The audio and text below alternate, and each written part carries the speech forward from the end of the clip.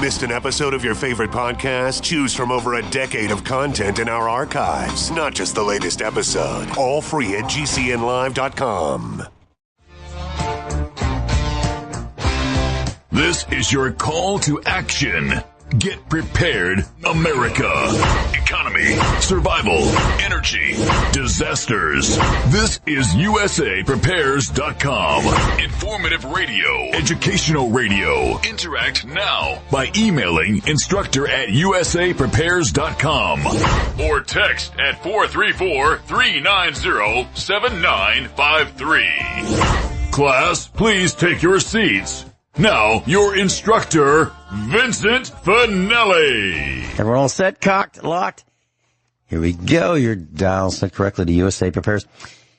Jason, thank you for trying so hard to get Guineith Isaacs on the line. Transcontinental telephone line. We can't seem to raise Guineith. We're not sure why. But all indications were yesterday that she was going to be on the air for an hour. And here we are. It's not working now. I don't know if it's exactly what the reason is. I assume she is okay. I don't think there's any health problems. But Guineith Isaacs is not with us right at the moment. Jason is trying to get in touch with her. And, of course, I'm looking forward to hearing her voice. And so that's the update on Guineith. Well, when did I find out that Guineith was not going to be here? About a minute ago. So, you got me. For the next 2 hours, unless Guineith decides to either check with us or we are able to contact her, you've got me. So, this morning, son came in from the barn and he said, I got bad news. Get 2 inches of water running across the barn floor. Pipe broke. Well, that's kind of surprising. I ran some underground pipe with our son years ago to put water into the barn. And in case we ever had to shelter cattle, that kind of a thing. The barn is 40 feet wide, 120 feet long, dirt floor. Concrete walls 4 feet tall, 8 inches thick. And somehow the pipe broke underground. So I looked up, when we were putting the plumbing into the barn, I looked up the frost line. Frost line is at what level in the ground do pipes freeze? Well, it depends on where you live. So there are different depths that you would bury pipes based on where you live. So for example, Texas, mid to southern Texas, would be about 6 inches. So you don't have to worry about pipes freezing as long as they're around, deeper than 6 inches in let's say the lower third of Texas. Now central Texas is about 10 inches. Northern Texas and Missouri around 20 inches. And parts of Nebraska and northern Missouri 30 inches. And when you get, into, let's say, Indiana, Illinois, the upper parts of Indiana, Illinois, around 40 inches. And when you get into, let's say, the Dakotas, South Dakota, the lower end of South Dakota, around 60 inches, and in mid-South Dakota, 70 inches, and North Dakota, 80 inches. So it depends on where you live,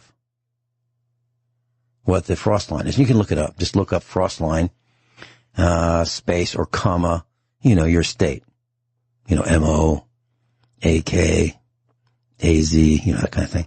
And Arizona, 6 inches is, plenty deep for, parts of Arizona. And so for sure, if you're around 20 to 30 inches in Arizona, you'll be okay. Well, anyway, so the pipes broke, and fortunately we had a shutoff valve underground. And what I did was our son and I built a riser. And our pipes are down 3 and 4 feet. It still froze. So it's not like we didn't do the right thing. It's just this cold. It's just bitter, bitter cold. And so what causes these pipes to freeze? Well, thermal conductivity. So if you have pipes in the ground and it's damp, that dampness can conduct the heat or cold right into where your pipes are. I thought about this just before the broadcast, maybe a half hour before the broadcast. I was thinking, what would the number be? How many pipes would be broken because they froze? And why do pipes break when they freeze? Because water is the only substance that we know of on the planet that expands when it's frozen and it expands when it's heated. It's the only thing that does that. So if you have water trapped in a pipe and it freezes, it will expand. And when it expands, it will keep expanding and it will break the pipes that's trying to contain it, whether it be copper, plastic, unless that pipe is flexible, and unless that pipe can withstand the rate of expansion of the water, it's going to break. So iron pipes break, hard plastic pipes break, copper pipes break, and I'll bet you the number, if we actually knew it, would be in the millions of broken pipes across the United States of America. I think that would be the number. And we've got Guineith. Welcome, Guineith. It's great to be broadcasting with you after your recovery. Welcome. Yeah, sorry for being a bit late. I don't quite know what happened. I just went to sleep again. Anyway, well, you deserve it. Yeah, you deserve it. I've been sleeping rather a lot these days. And if anybody, in case anybody doesn't know, when you have an accident of that magnitude, it makes you sleep a lot, because when you don't actually heal unless you're sleeping. That's when your body heals itself.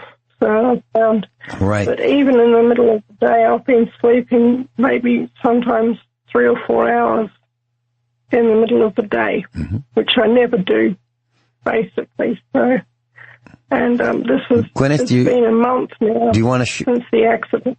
Do you want to share with us what happened? Yeah. What happened, it wasn't my horse's fault. The horse was actually doing really, really well.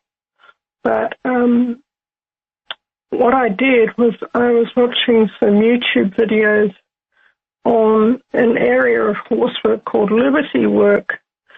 And, I thought, that looks really cool. That looks really good. I think I'll try that with my horse. And it involved riding your horse without a saddle or bridle. And, if a horse is trained to do that, well, that's good and that's fine. My horse wasn't. And I was sitting on her back and she decided she was going to walk off for a little bit, and I thought, oh, that's fine. And then she cantered off. And she went between 2 hay bales, between a narrow gap, and knocked me off to one side, which dislocated my left leg. And then I fell to the ground, and I fell on a pole that was sitting underneath one of the hay bales. And these are these big round bales that you get. Okay, the ones that are like a ton of hay each. And I fell on the pole, and that's what did the damage. It was like an anvil. And I broke 6 ribs, cracked 2 vertebrae, cracked my shoulder blade, cracked my collarbone, and punctured my lung. And as well as that, obviously as well dislocated my leg, my left leg out of the hip socket. And I was lying there on the ground, and I must have hit my head as well, because I blacked out for a short time. I came to, and what happened was I was lying there on the ground and I said, oh, I've come off again. You know, when you're breaking horses, when you're training horses, you get rather used to falling off. And so I said, oh, well, I'll get up. And so I went to get up and really couldn't. And I looked down at my leg and it was at a really weird angle. That was my first indication that I was in deep, deep trouble. And so I said, oh, no, I've dislocated my leg. So I wriggled myself across to where there was a tractor tyre lying on the ground. And I put my arms up against the tractor tyre and sort of jimmied myself up so I was in a sitting upright position against the tractor tyre and then lifted myself up onto the tractor tyre. At this time, I didn't know I had all this bone damage, okay? And, but anyway, I got it so that I was sitting on the tractor tyre. And then I looked down at my leg and I said, oh, boy. Oh, I'd gotten my mobile phone on the way through. So I had my mobile phone in my hand. And so I put the phone down. I got my leg and I said, right, I'm going to put this hip back in. So I got my leg and I twisted it around and popped the hip back in. And of course it hurt. But, you know, I knew that I had to do that because I was on my own and it was a Friday night and my son Theo was away at a friend's place for the weekend. Anyway, I texted a friend. That was the other reason why I had to get up to where I was sitting up because I couldn't send a text from the ground level because the cell phone signal in our area is so poor. And so I texted a friend and I said, explained what happened. My friend texted back and said, would you like me to call an ambulance for you? And I said, yes, that would probably be good. And so the ambulance came and I did something I probably shouldn't have done, was that I stood myself up because I wanted to know if I could walk or not. And so I put my fingers into the hay bale, into the netting which was holding the hay bale together, and I stood myself up, and I think that's when I punctured my lung because it really, really hurt when I did that. But I could stand, and I knew that I hadn't, you know, paralyzed myself at that time. So that was what happened. It's an extremely stupid thing, especially on a newly broken horse to ride without a saddle or bridle. And I would definitely not advise anybody to do that, ever. And I'll probably never will ride again now. Guineith, do you want to continue? Do you want to continue the broadcast? Okay. All right. We'll be right back. We'll be right back. Guineith Isaacs is with us, live in Australia. Guineith, what else would you like to share with us today? What a tough go you've been having. Jeez. And our prayers have been with you. I'm glad you're doing better. Well, thank you very much for that.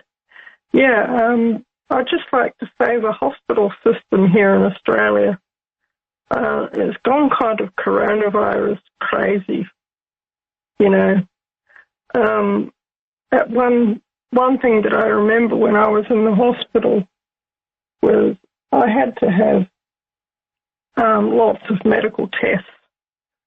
Anyone who's had this magnitude of accident, and you know, if anyone wants to know the sort of damage that I was looking at, it was probably about the same as a fairly severe automobile accident, where the airbag fails and your body slams into the steering wheel. That sort. That's why they introduced airbags in the first place, or where the airbag succeeds too much and, smashes up your body, which is probably just as bad. But that is the magnitude of accident that I had.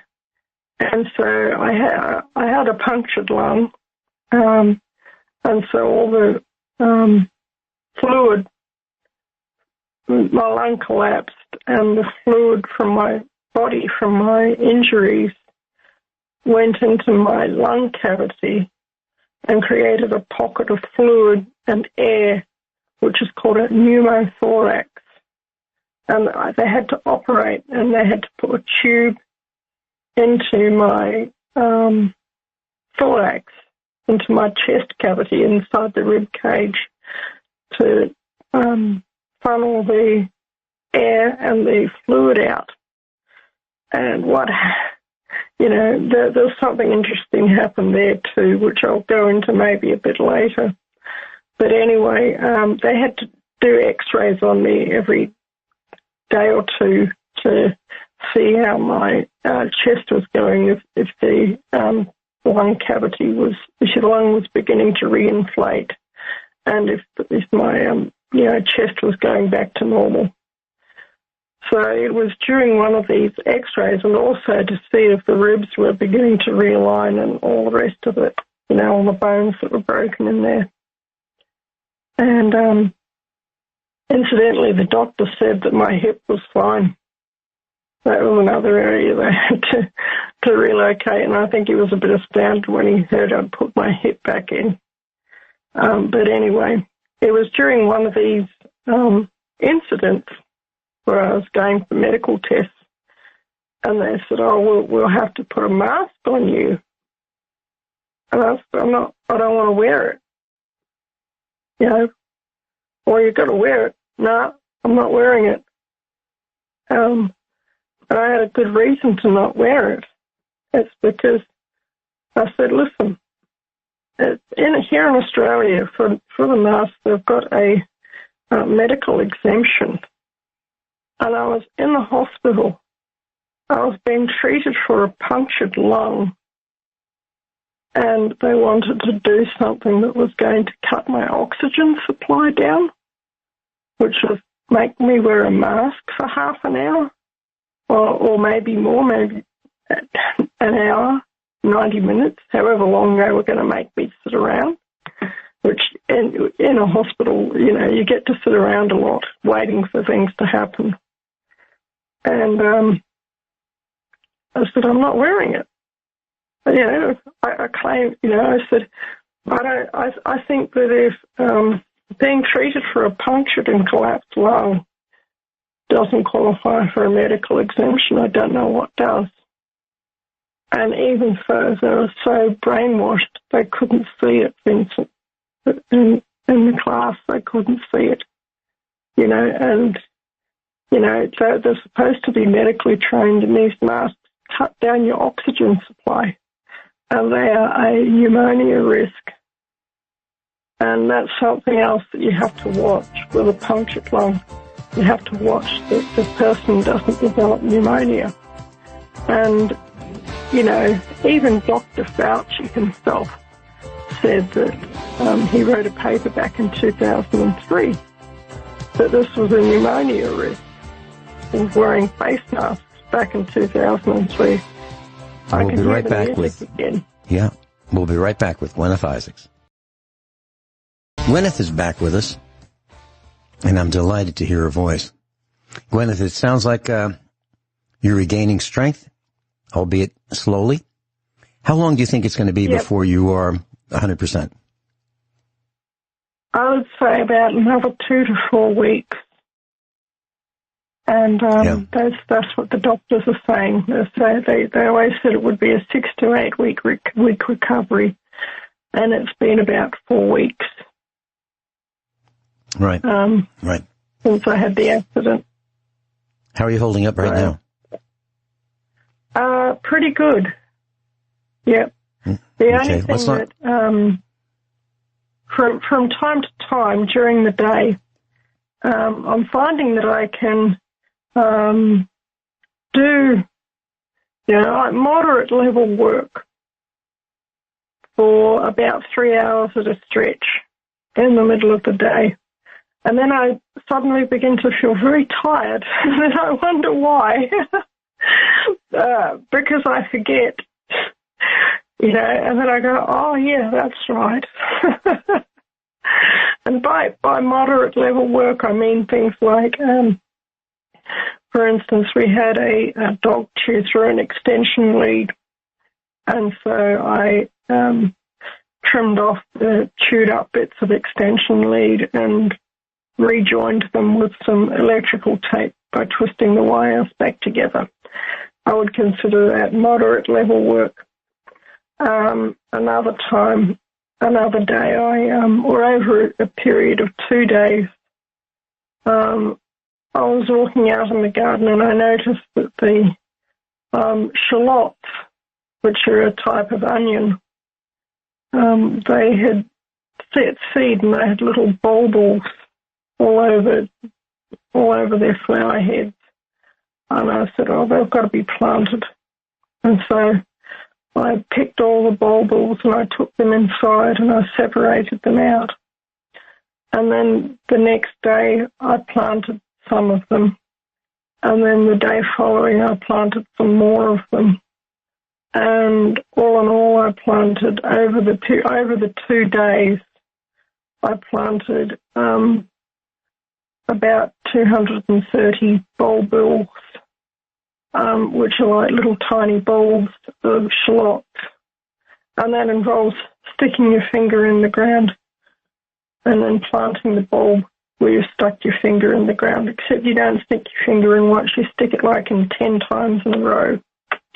So stick your finger in the ground 10 times in a row and then put 10 bulbs in and then pinch the earth around them shut and then on to the next row. And that's normally it's a fairly quick job. For that time, I think it took me a couple of hours to plant maybe 100 or more, 100 or 150 or something bulbils. That would normally be an extremely quick job for me, but it took me several hours to do that. These are the examples of this is what I consider low-level work. But after this sort of activity, I go inside and I feel really, really, really tired. And then I normally just say, and also quite sore. And so I say to my son, listen, I've got to go into bed. I've got to have a lie down. And usually within a few minutes of me having a lie down, I'm usually asleep. And I might sleep for 3 hours, 2 or 3 hours. And that's sort of how my days are going. And usually it's only one of these circuits of activity that I go through each day. I normally don't feel like doing anything else after that. So another example of mid-level activity is chopping up vegetables and putting a pot of soup on. But normally after chopping up some vegetables and putting the soup on, I normally say to my son, listen, you'll have to look after the soup. I'm feeling really tired. It's quite interesting that that's something that would actually really knock me out, not chopping up some vegetables for the soup, but it is. Does that make sense, Vincent? It absolutely does, and I wanted to explain to you why I haven't been contacting you a lot. I'd send you an email here and there, very short and to the point, because I know what it's like to be on the mend, and especially with a lung condition. And I wanted you to get your rest, and that's why I said, let's postpone the broadcast and let's just do 1 hour, and rather than jump into it. 1 hour is going to be about right.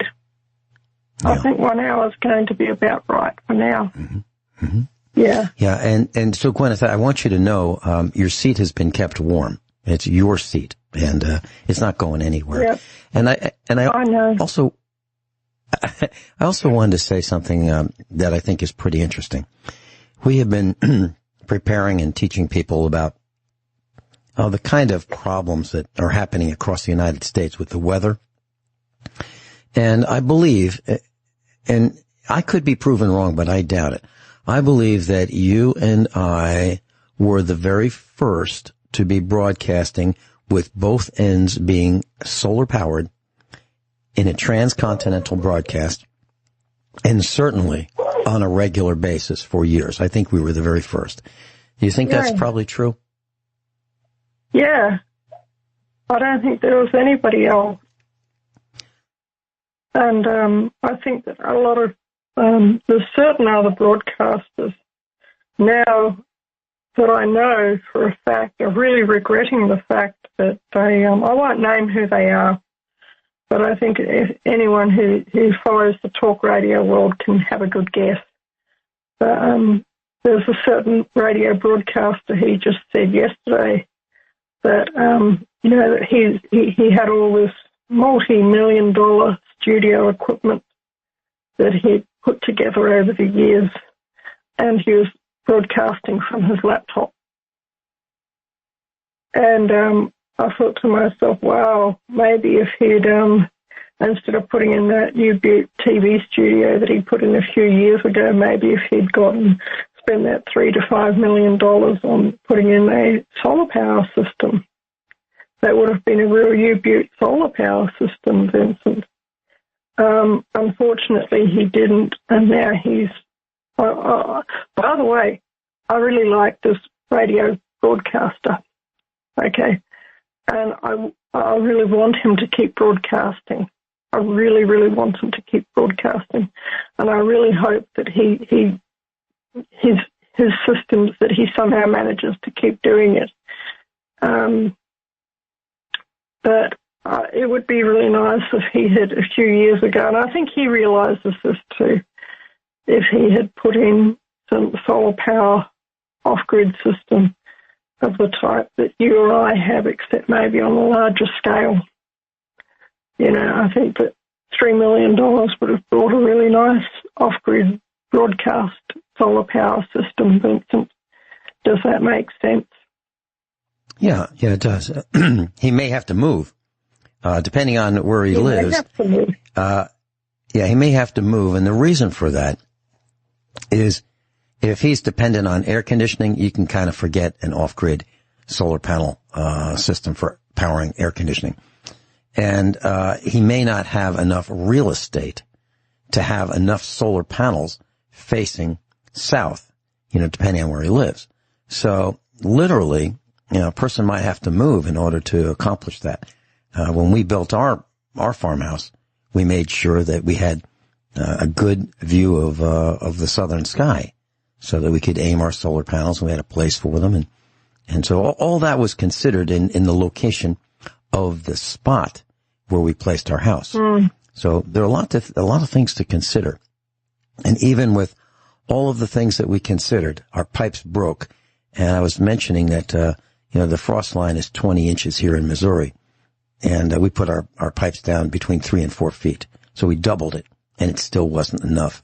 And I think the number of people who are or the number of pipes that are going to be broken across the United States, where 73% of the country is covered in snow and ice and freezing temperatures, I think the number of pipes that are going to be broken, I don't know if it'll be reported as broken, but it'll be in the millions. And hour number 2, I'm going to share with you some thoughts about what to do to prevent that. And this is USA Prepares. That's, we teach you how to prepare for these things. But once they've happened, it's kind of late to prepare for them.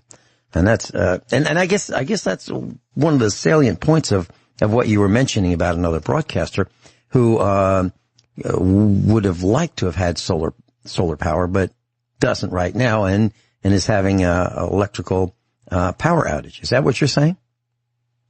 Yes. And he's got literally millions of dollars worth of broadcast equipment that he can't use. This broadcaster decided to do things like grand scale and over a period of decades, he put together a broadcast system that's one of the best in the world, that would rival the likes of CNN or NBC or any of these guys. And he had made it to the top of his business. That's all I'm going to say. But he can't use any of it, and he's broadcasting from his laptop.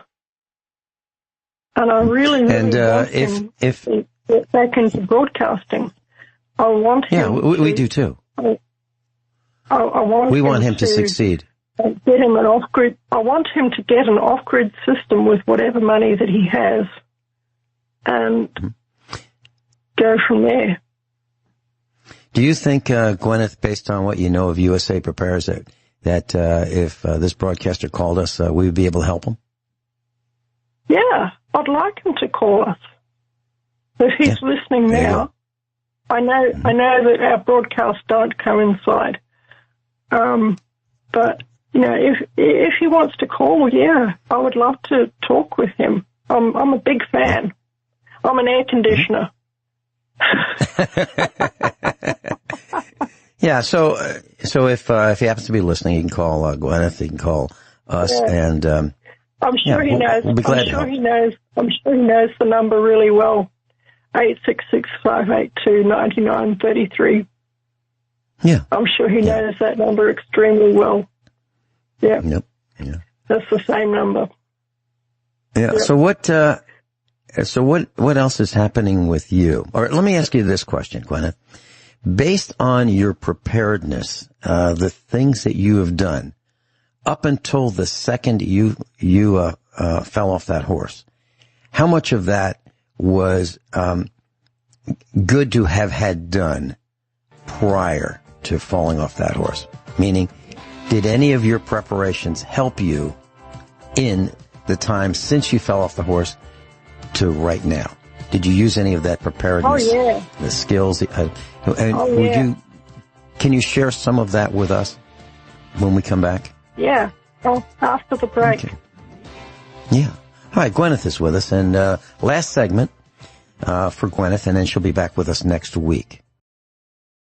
Guineith Isaacs is with us live in Australia. Guineith, so you had been preparing. It's a lifestyle for you, and as well as the other instructors here at USA Prepares. All of us have that common thread. We prepare for what we believe might happen, so that we're not at a disadvantage when things go south. How has your preparedness helped you through this unexpected fall off a horse? Okay. One of the big areas has been the fact that I've had food stored. The fact that I've had actually quite a bit of food stored in my pantry. I had these days I generally have enough food stored in my pantry to last me at least 3 months.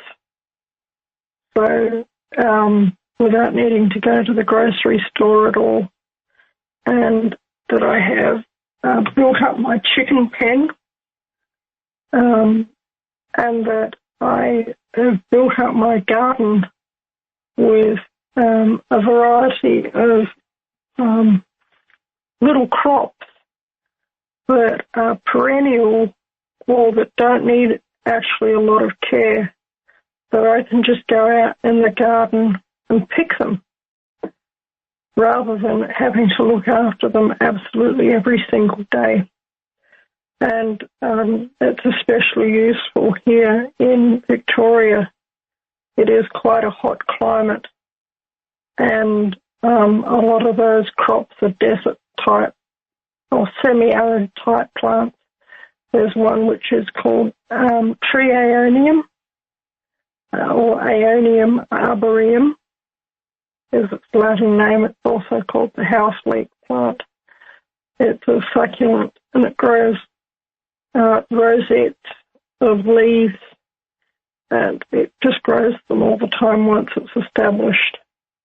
And so I go out there with a knife to one of probably the several hundred aeoniums that I've got growing around about the place. So I've got probably about 6 or 8 of them growing at my front door. And I just chop off one of these rosettes and take it inside and chop it up and put it in the soup. But also the fact that I have had things like onions and potatoes stored. Although a lot of my potatoes went rotten, I had to take them out and feed them to the chickens, which they enjoyed them. So nothing gets wasted around here. But I would say that's the big one, definitely having food stored. And also training your children to help out is something that I've always done. And my younger son is still at home with me. He's almost 18, but he's been a huge help. And I really want to, salute him. He knows who he is. He's been a really huge help. And the fact that he's just really not really, that he hasn't really whinged and moaned and complained about having to do twice the work. And that's really, really good. But he's just done it because he's realizing that it really, really does help me when he does that. And, this is it. It really is a lifestyle, and it's also training your children to be involved with it too, because, I suppose you could prepare on your own, but if you can train your children to do it, it benefits them as well. And so, and just to say, listen, son, I'm fine to work for a while, but then my back begins to get sore, my shoulder blade, and my collarbone starts to hurt. It's on the mend, and I'm at the point now where I can lift about a gallon of water without any problems. So, which I couldn't do even just a week or two ago. I couldn't lift anything with that arm a week ago. But now I can lift probably about a gallon of water, which is about 4 kilograms. It's doing extremely well. And for a short distance, I'm not talking about for a long distance, I'm talking about like from one end of the house to the other end of the house. This is it. And but all this craziness is happening in the world, and I don't have any worries about my electrical supply getting turned off. Oh, yeah, we had more problems with our electrical supply when I was in the hospital. And my son just set to it, and he fixed it. He actually fixed my electrical supply. And I had ordered a new inverter before all of this happened. And the new inverter arrived. He went into town, he got the inverter, he brought it home, and he installed it. And he was justifiably very, very proud of himself. And so he was able to get the 240 volt back happening by the time I got home. I can hear the music again, Vincent. Guineith, we are out of time. I'll see you next week. It's great to hear your voice. Please continue mending. Yeah. That's Guineith Isaacs. Everyone all set, cocked, locked, hour number 2 of USA Prepares. It was great to hear Guineith's voice. You can see that she is recovering, and her voice is a little thinner. And it's great. It's great to hear her. So she'll be back for an hour next week, and we'll keep doing that until she is up to speed. So her slot is her slot here at USA Prepares. I'm delighted to see the call screen with the name George in New Hampshire. Welcome, George. It's great to have you with me today. Same here, Vincent. I appreciate you getting back to me so quickly, and I didn't even know that, Guineith was going to only be able to be on for an hour. So it's kind of like kismet, as they say, that I guess it just connected. So that's good, Yeah. Yeah. And you know, she's tough. She's as tough as they get. And this took her down. I mean, just falling off a horse, breaking ribs, puncturing a lung, collarbone. Wow. And, so she's on the mend, and she's got a tough road to hoe, but we're glad that she is recovering. So, George, here we are in the United States. 73% of the country is covered in snow. In Texas, there are rolling blackouts. I got an email from Captain John Reagan, and he was without electricity for about a day. Temperatures were plummeting, and it was terrible. Now, that's nothing compared to what could be happening. And in Texas, people are still without electricity. And actually, not only Texas, there's a stripe of states all the way from Texas all the way north to the top of our country. And plenty of people are without electricity. The natural gas supplies have been curtailed, shut down, because the natural gas is freezing in the delivery system, in the pipes, in the ground and above ground. And propane delivery, I called a propane company today. I asked Mrs. Finelli to call another one. And if you want one of those little propane tanks filled up, you know, those 20-pounders, they're not doing it. They're not doing it because they're concentrating on delivery of propane to people who are without propane. Now, how is it possible to be without propane? How is that possible? Because people didn't plan. They said, oh, we'll just let the propane people, they'll just, they know how much propane we need. And they've run out. They've run out because they're not paying attention. And then, of course, so there's electricity, and heating systems are dependent on electricity. I mean, whether you've got an oil burner or whether you have a gas furnace, unless you have gas logs, it is dependent on electricity. The thermostat runs on electricity. So even though you only need a small amount of electricity, if you don't have it, you're probably not going to get heat. George, what are your thoughts about all this? People not being prepared. Well, as I heard one time, someone said, you never know what's on the other side of a moment. And unfortunately, most of us feel that everything will be okay, and they just go through life floating along, figuring, in other words, what the biggest decision they have to make is maybe, what do I want with my latte? That pastry here. And we've been very spoiled in this country.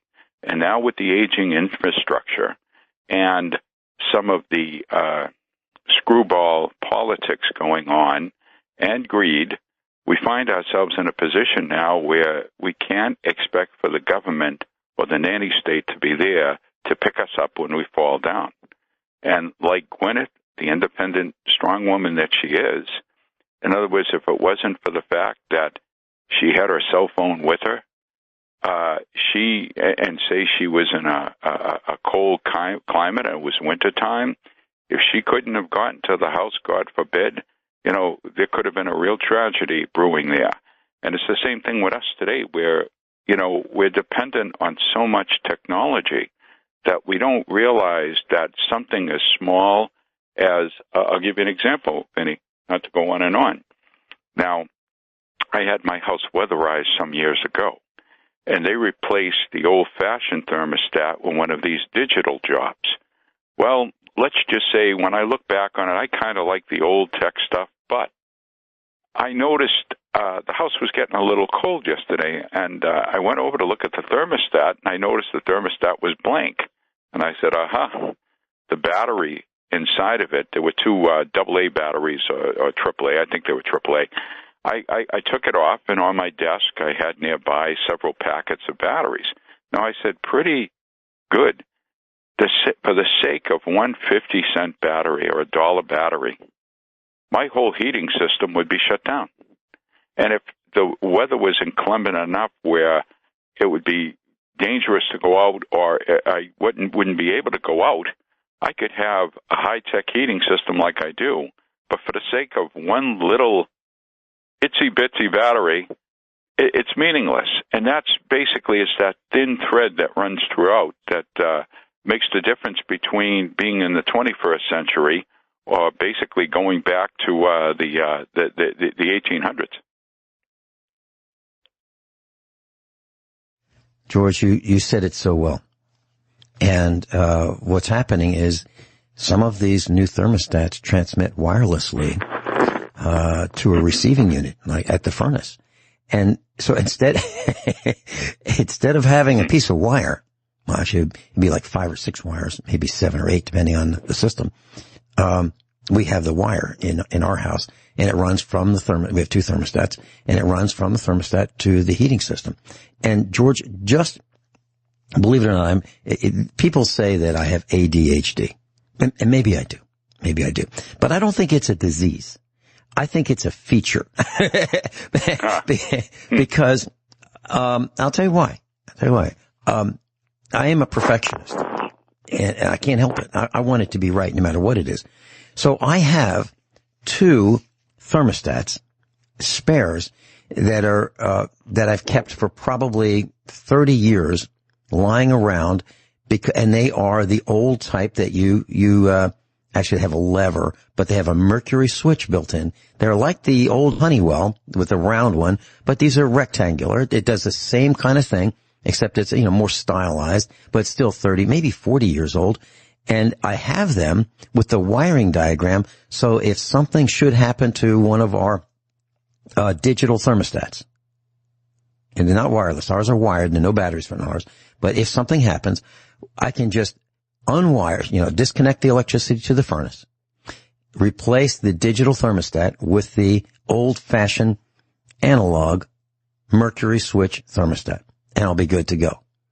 But what it won't tell me is it won't tell me the temperature outside, and it won't have some of the features like, well, we can run the circulator, just to blow air around the house all the time, or 10% of the time. It won't do that for us, but it'll certainly turn the heat on. And so George, frankly, I don't trust these new devices, because I think when they sell these, they don't say, by the way, these things are only going to last 10 years. They don't say that. But I think that's what really is the case. I don't think they're the 50-year life expectancy thermostats of the old Honeywells, which, if you have one of those old round Honeywell thermostats, they don't break. They just don't break. I had one on the wall when they came in, and they convinced me to take the other one. And to tell you the truth, I regretted it, because I like the older-fashioned one. Yes, the digital one is nice with a couple of press buttons. It's not wireless, but it's wired in on the wall. But if there's ever an emergency and you have a failure with one of those, if you can take apart. When I first bought this house and was getting it in readiness to be lived in again, because it had been foreclosed on and it had been empty and vandalized, I remember there were 2 wires where somebody had ripped out the thermostat, and I connected the wires, just wire to wire, and it turned on the heating system, just as a tip to say in emergency. That's a primitive way to do it, but there are, as I mentioned to you last night, there are alternative systems that are not reliant on electricity, that if you go to a company as high-tech as Japan, I'm told as recently as a few years ago, half of the homes are heated with kerosene heaters that are just basically very simple structures that basically have built-in safety features, and the Japanese feel very comfortable. Basically, they don't have central heating in the majority of cases, or at least in 50% of the cases. They say you could go to a gas station nearby on a corner and you could buy a kerosene heater very easily, even today. We have a couple spare heating systems, and we have a wood heating system, and then we have a heat pump backup, and then we have a propane backup to that. So we actually have 3 sources of heat. But we have not used the heat pump for heat, and we haven't used the propane for probably going on 10 years now. So I don't even know if it works, but I don't want to use electricity for heat if I don't have to. I'd rather use wood, and I don't want to use propane because I'd rather use that for cooking.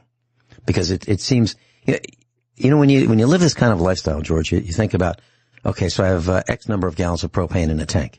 What do I want to use it for? Do I want heat right now, or do I want it to last 8 years or 10 years to fire up that propane stove in the kitchen, for heating and cooking, heating water and, whatever we're doing.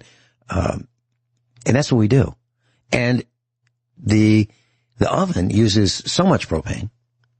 We use a turbo oven, an old Farberware turbo oven that uses electricity, because I know that if the electricity quits, I'll still have the propane. So I'd rather use their electricity if we don't have enough from our solar system. If we have enough from our solar system, I'm going to use that first. So we're on grid, and if we can't, like right now, it's kind of overcast, and we're making some electricity, but not enough. So we're buying some from the utility company. But, that's our choice to do it that way. So we're on grid, off grid, and hybrid. Bottom line is, you're right about kerosene.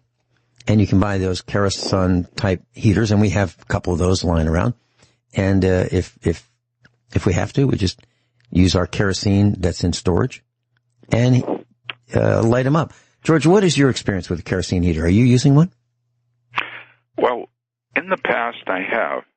Now, in certain areas, they're recommended only for outbuildings, like a garage or a work shed or something like that. But I have known, as I said, in different places, people use them as their main source of heat, where they'll close off certain rooms that aren't being used. I have used it. I have brought it into the house. And I found there was a certain ambience in it, and I like things that make fire, meaning like a wood stove, but not everybody has the facilities or the pocketbook or the structure isn't built to accommodate a wood stove without a great deal of alteration and construction. So the kerosene heater would be an alternative heat source in an emergency where it was life or death, between freezing to death or not, with certain precautions.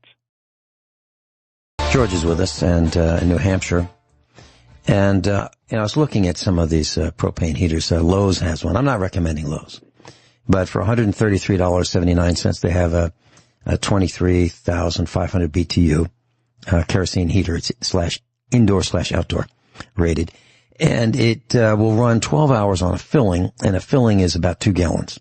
So it's going to burn 2 gallons per hour. I don't know the current price of kerosene, but if you want to wait till the last minute and buy kerosene, like right now, it's going to be way more expensive than when nobody wants it in the summertime. So the time to buy your kerosene, your propane, your fuel oil, everything is when nobody wants it. And that's in the heat of the summer, when it's really hot and people are thinking about air conditioning, not heat. And that's the time to buy these propane, standalone indoor/outdoor heaters. And they do work, and they work very well. But if you use one, you've got to have air coming into the house, or the occupied space, so that you don't asphyxiate. Because you're using a flame, you're burning up the oxygen, and you're introducing pollution into the air. So those are some of my thoughts. George? Yes. I will say that the best of the breed are the Japanese ones. But for the most part, the Japanese stopped sending or exporting to us kerosene heaters for the simple reason, and I'm not talking about the electrical high-tech ones. I'm talking about the basic kerosene heater that, basically you light with a match, or they'll have a battery pack on the side that'll take like a D-cell, and it has a certain element that when you push a lever, it touches the wick, and it will burn without using it'll ignite it without using a match. But the Japanese found that the average American, they said the culture was very Sioux happy, where they'd sue people at a drop of a hat. And they said that they didn't like to use directions. And one of the points you made that was very important was you have to crack the window in the room because it burns the oxygen. It doesn't burn it so much where, it's going to be dangerous, providing it has an air outlet that's going to pull in air from the outside. That doesn't have to be very much. An inch is sufficient. And if you live in a drafty house that's not too well insulated, you've got a little leeway there because a lot of air seepage is going to come in anything. But if you're in a very highly insulated house, ultra-modern, it's imperative anyway to open the window a crack in the room where it is and put it in a safe place where the kids running around or the dog's not going to get at it. And I'm talking emergency now. You have to check your local laws, and you have to show good common sense. You don't bring it into the bedroom at night with you. Once you heat up the house during the day, I actually got the house up to the room in the downstairs up to 80 degrees in the dead middle of winter some years ago with a kerosene heater. And like I said, there's many different kinds, Vincent. And like I say, if you go to Lowe's, look up, if you're online, try to see what the reviews are of customer reviews, because some of them are being made in China or certain designs. The Japanese have it pretty well down pat. You can find them. There's Kerosene, Kerosun, Kerosene. They have Toyo stove, like the Toyota, Toyo, and stove. And they have even designs from America that we call Perfection heaters. And very apropos, I'd just like to inject this. In 1918, there were 3 million kerosene heaters from Perfection that were out there in the market that they had sold. And one of the selling points was in 1918, not very similar to now, they had the Spanish influenza that was spreading. And they said people would line up in lines with coal peels for their coal furnaces. And they said they were exposed to the disease, whereas people who had who would buy kerosene, they weren't as exposed. They could stock it up well enough. And it was a selling point that they made about how it would protect someone, not only warm them, but you could cook on them too. But also, it made the difference between having to go out into the public. And like I say, the kerosene, make sure, I'm jumping around, but I'm trying to cover a lot in a little. I apologize, Vincent, for talking so much. But I'll just say that make sure you have a source within driving distance that you can buy as little as 5 gallons, 4 gallons worth of kerosene, because some of the big outfitters, they want to send a delivery truck and sell you 100 gallons. There's a lot of 7-Eleven places in different areas, maybe not a lot, but enough that they'll have a pump outside. And it's very important with a kerosene heater that you use high-quality kerosene, namely K1, K-1. You don't want to use diesel fuel. You don't want to use off-road diesel fuel. It's all right if it's dyed, because it'll be it'll increase a little bit of a crud on the edges of the wick.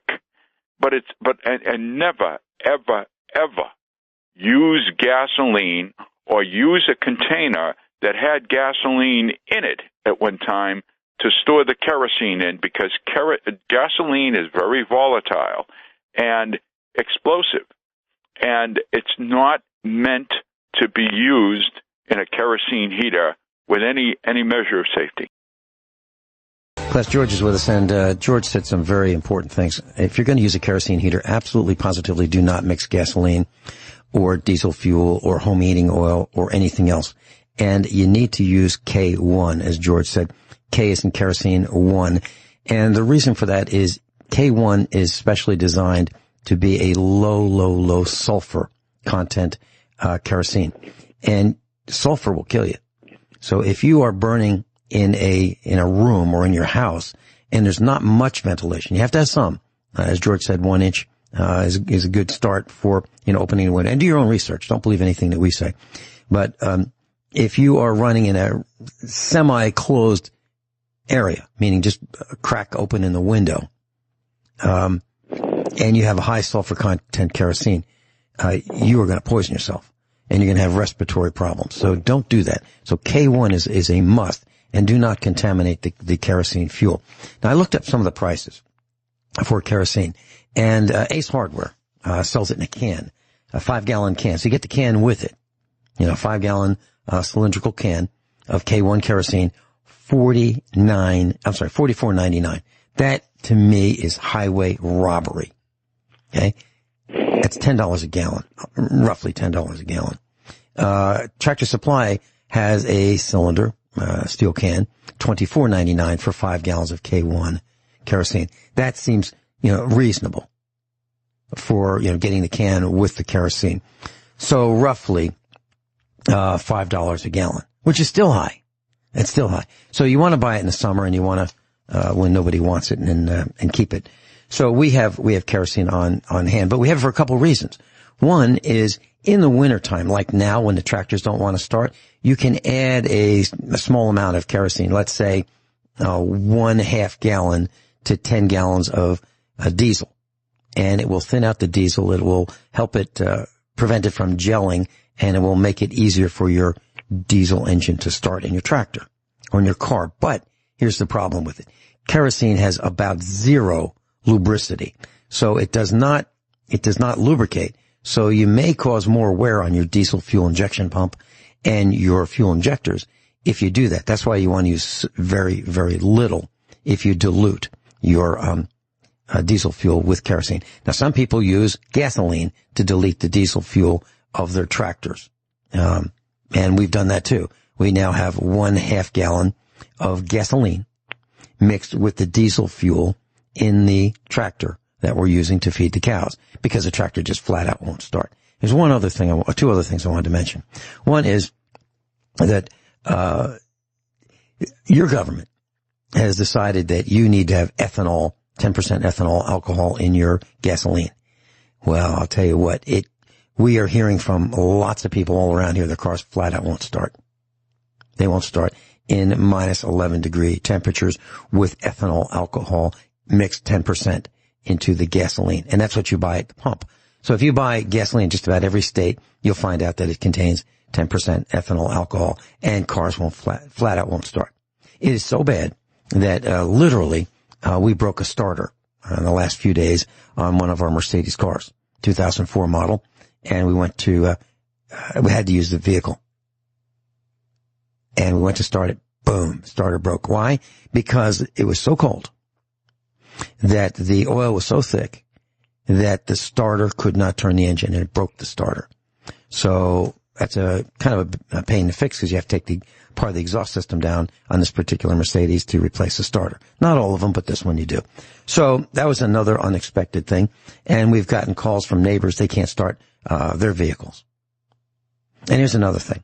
Unless it is absolutely critical that you go and start your vehicle, don't do it. Don't do it in these temperatures, because here's what happens. Everything is cold. The transmission fluid's cold. The differential fluid's cold. The bearings are, the grease in the bearings cold. The engine oil is cold. The battery is cold. The starter's cold. Everything is cold. Very hard to do. And you have maybe half the current in a very cold battery that you would in the same charge condition warm battery. I'm talking about the, battery under the hood. So what happens is there's an extra load. The starter is really trying hard to start. And in the conditions of the engine, there's more friction in the cold engine because the oil is like oil that you might have in your refrigerator, French fry oil, that kind of a thing.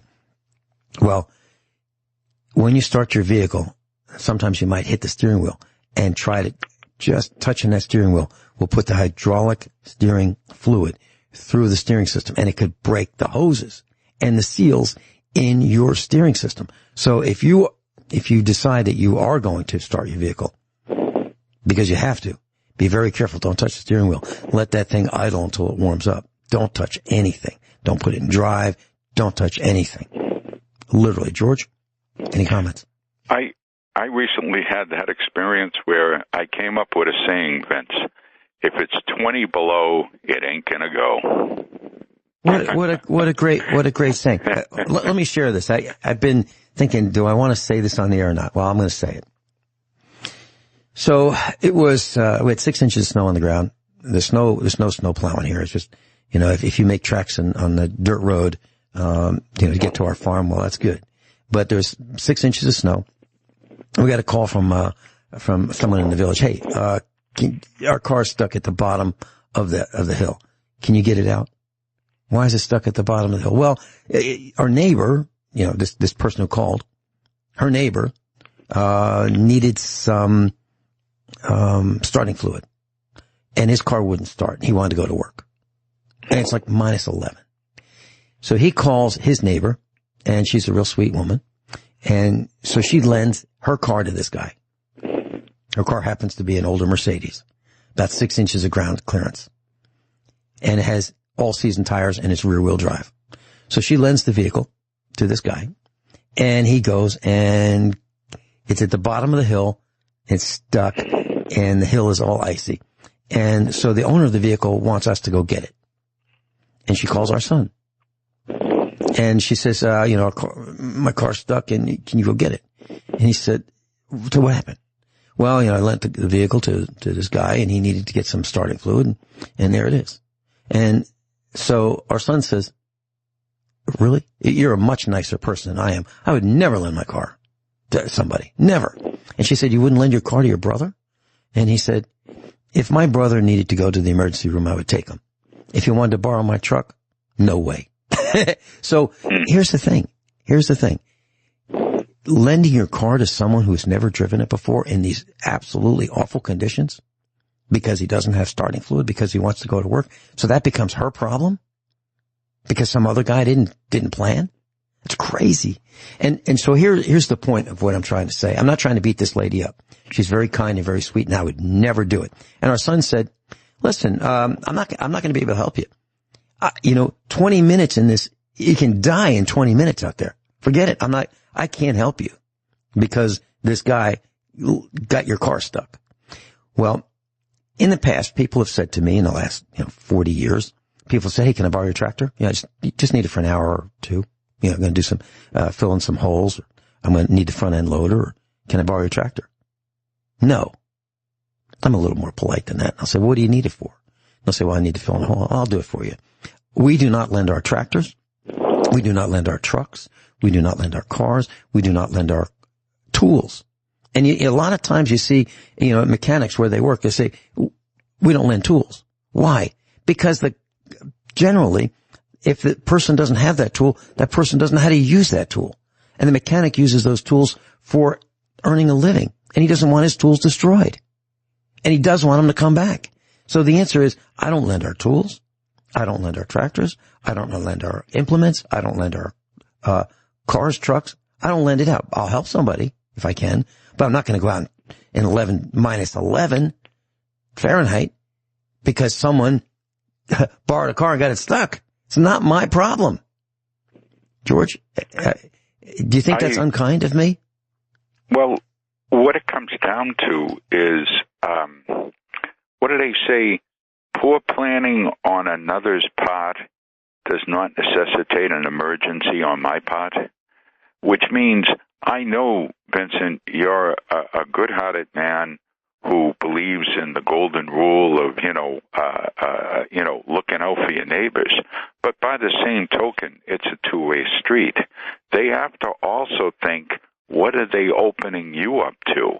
What trouble are they going to put you to? And if you both end up in the ditch, so to speak, basically, in other words, how is anybody profited by that? And I'll tell you a story if I may. Oh, if I may just say one thing, I know this is just an introduction to alternative heaters like kerosene heaters, but may I give a website that has a wealth of information on kerosene heaters that a person can wade through and would be much more informative, and they can take their time and make an educated decision once they read it. Is that all right? Absolutely. All right. There's a gentleman, his name is Miles, like walking a mile, Miles, Miles Stair, like going up the stairs without the S, Stair, and put Miles Stair kerosene heaters. And you'll find a website there that will introduce you to the wide and wonderful world of kerosene heaters. And this way, as I said, Vincent and I are not advising you one way or the other. This is a decision, a family decision, or an individual decision that you have to make once you've basically weighed all the information to your own satisfaction. Now, that being said, I'll tell you a story. I have a relative, he was in the Army. Some years ago, he was coming back from Alaska after being honorably discharged.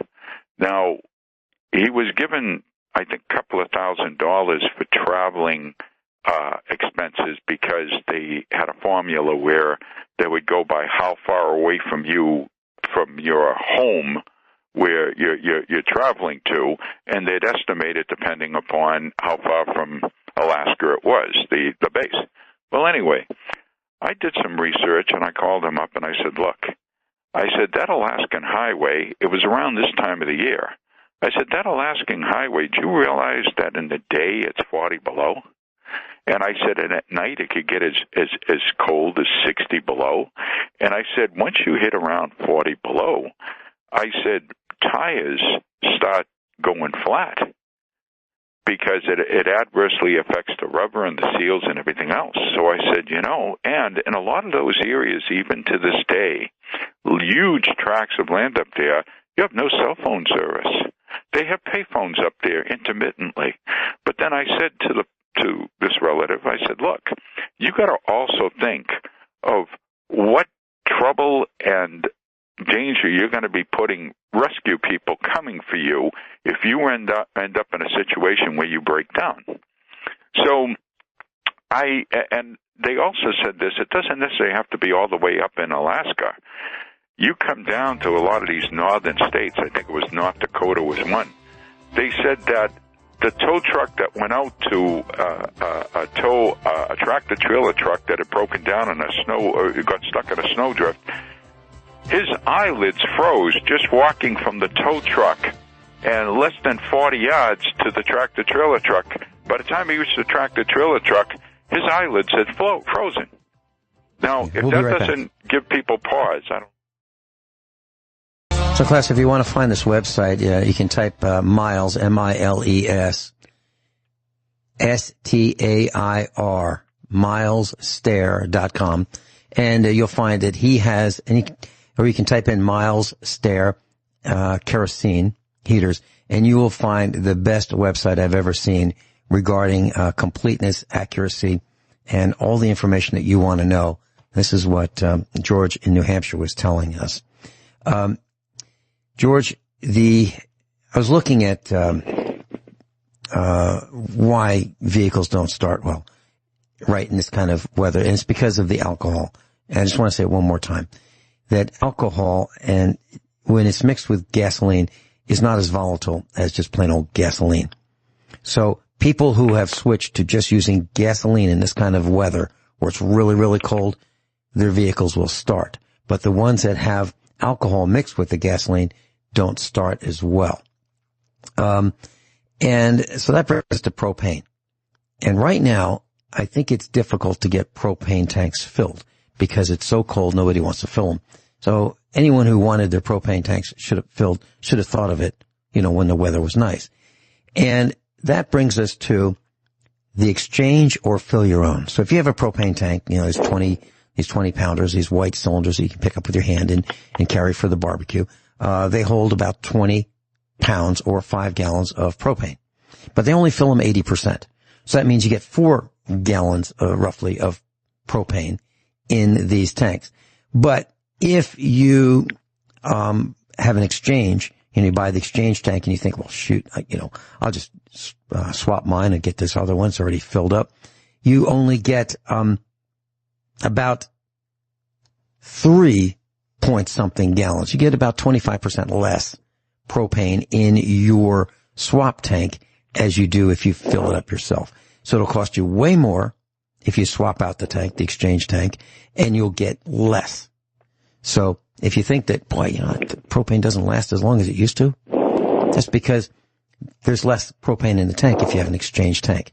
So I may do a little broadcast about this tomorrow. I'll talk about a tare weight, T-A-R-E weight, and propane tanks and how to get them filled and the date codes on them and how long propane tanks last before they don't fill them anymore. Those kinds of things. I may do that tomorrow. George, any comments about propane? I'm not as versed in propane, but like you say, it's supply and demand. the demand is high in the winter and very low in the summer.